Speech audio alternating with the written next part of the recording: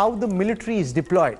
And if you're a military man, by looking at the nature of the enemy's deployment, you can think a lot and strategize about what his intent could be, what is the tactical intent of what the Chinese are up to.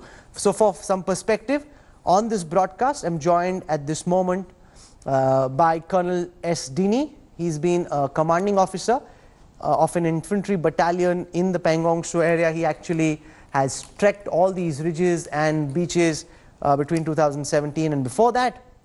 Colonel Vinayak Bhatt is a well-known military satellite imagery expert. He is the one who's been working with the India Today Open Source Intelligence Desk and helping us in our analysis of these images.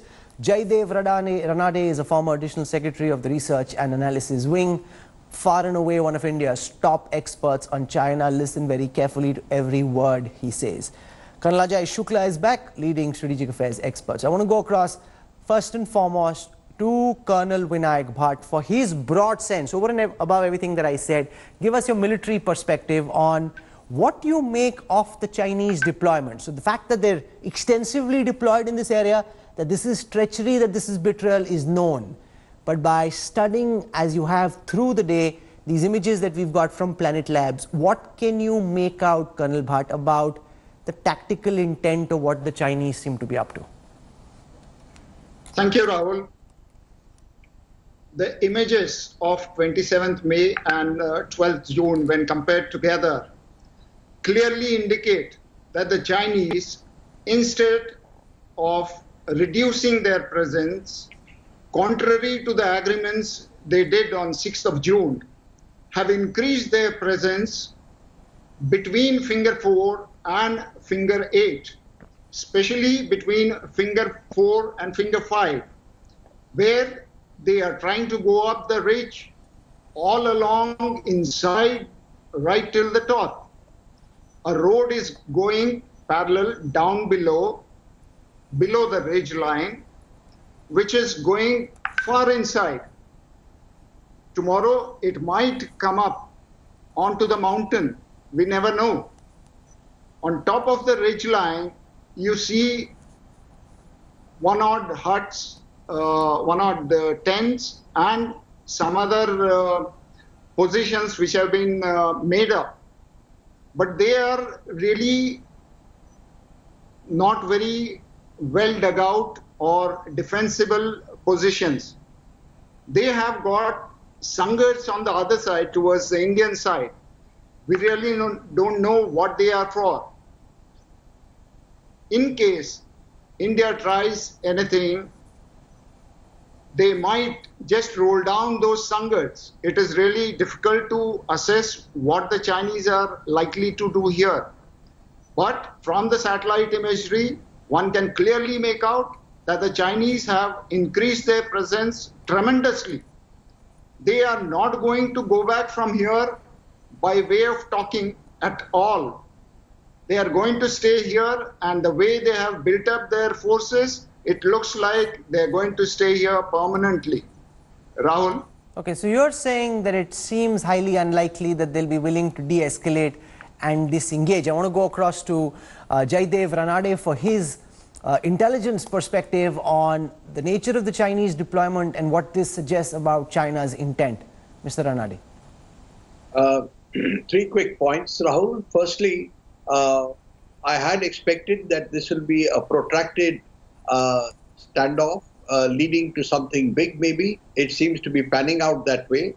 And I'd also said that the talks would be very protracted. And I have my doubts about how far they'll really progress. Secondly, the Chinese bringing in reinforcements, carrying out construction, setting up new posts. This is a part of the deception and deceit that they employ all the time. And I think they're doing it this time also. They'll keep us talking while preparing to have a showdown. And finally, I think with the Chinese, we have to expect the unexpected, because that is where, that is what they do. We will have to watch out for what's going on and not remain focused only on the Pangong sector. They may be up to something in other sectors, which also, I'm sure, our army is watching. But I wouldn't be surprised if they're planning something somewhere else also. Colonel Dinny, you've been on the ground in this sector, commanding an infantry battalion here. What does the current nature of Chinese deployment suggest about everything that you know about this general area and the manner in which on the beach, along the lake, in their boat sheds and up on the ridge, what does this deployment suggest and mean to you? Yeah, Rahul, first of all, there's no doubt that this is unprecedented as far as the Chinese, placing themselves between finger 4 and finger 8 is concerned. There is no doubt that there has never been a incident of such scale and of such magnitude in which the Chinese have come and placed themselves between 4 and 8. And also the kind of the scale at which they have placed the structures. I mean, I'm not very sure what are the exact structures which is there. But the kind of structures which they have thrown across the countryside is also not seen before. Having said that, I would like to take a slightly different view from the previous two speakers who are absolutely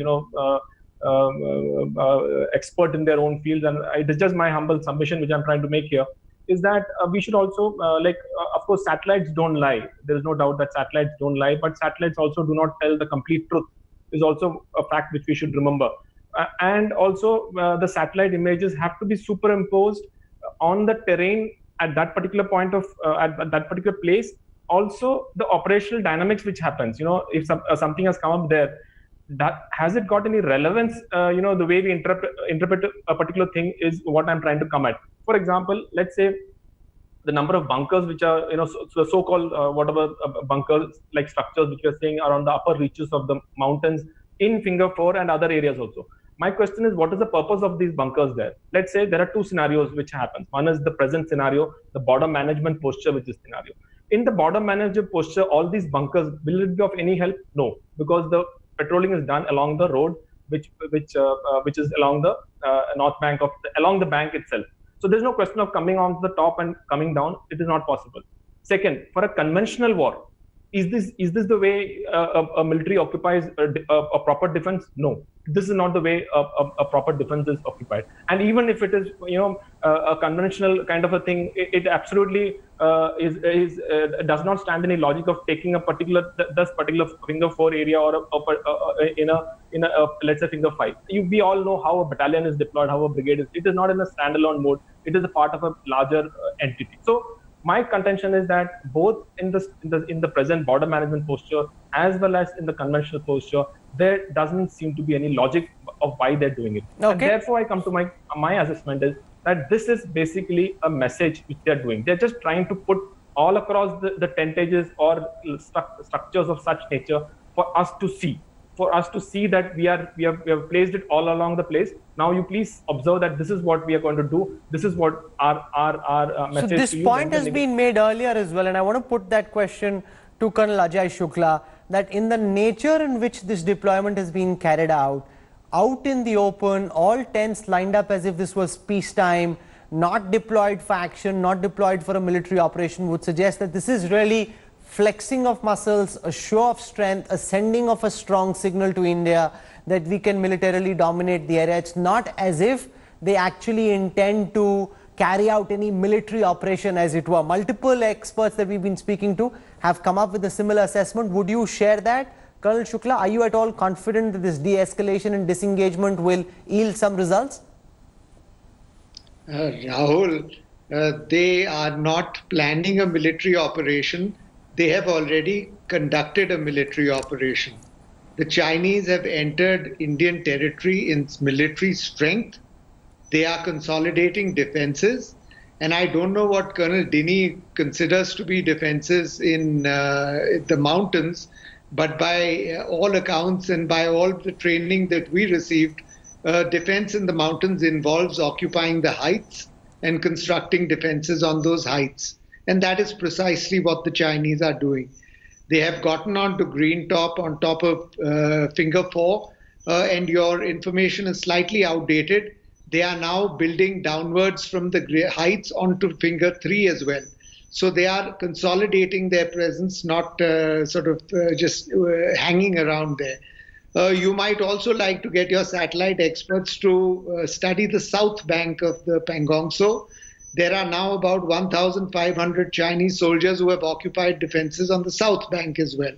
So if this is not consolidating military defenses, preparing to fight a conventional battle in case India tries to evict them by force, then I don't know what is. Colonel Dinny, you want to come in and counter that? Yeah, sure, Rahul. Of course, Colonel Ajay would be knowing better than me, but still let me just counter, because I am an infantry officer and I've been in the mountains throughout my life. So let me just put it this way, that when you occupy a position on the mountains, everybody, it is not in a standalone mode. You have to be in support of some other entity. For example, if it's a company strength, you need another company to support you. So it is just sprinklings of 4 to 5 bunkers is in an isolated post, it is of no use. So if it's a battalion size strength there, then the entire battalion, you know what is the size of a battalion going to come there. Now in one finger, a spur, a few bunkers is nothing, first of all. Secondly, no way there is any indication that all these have been well sighted. There have been weapon pits duly marked in the manner in which the proper defenses are taken. This is not even the way the defenses are taken in the line of control scenario against Pakistan also. It is not even done in the same manner. Now the point, one more, Rahul, how we can misinterpret information is, I want to just put one more point across. This issue of South Bank, if I and Colonel Ajay are referring to the same thing, 19 kilometers south of the Finger 4 is what I think he's referring to. Now 19 kilometers south of Finger 4 is the Moldo, Chushul Moldo. That is the same place where the BPMs are being held, where twice the Lieutenant General talks have been held. So that is the exact place where whatever I could make out of the maps which was shown, that is the place which people were asking what is happening here. Now, if somebody says that Lieutenant General talks were held in the same area where there's a build-up taking place, then there's something wrong. That is a Chushul Moldo BPM hut, where both the Lieutenant General and Major So, Jayadeva Ranade, how do you see the current situation pan out? I don't want to spend any time looking at what the Indian Army can and cannot do, but we're interested in evicting the Chinese, getting them to go back. Are you confident that the disengagement, the de-escalation will yield some outcome, or do you think we're in this for the long haul?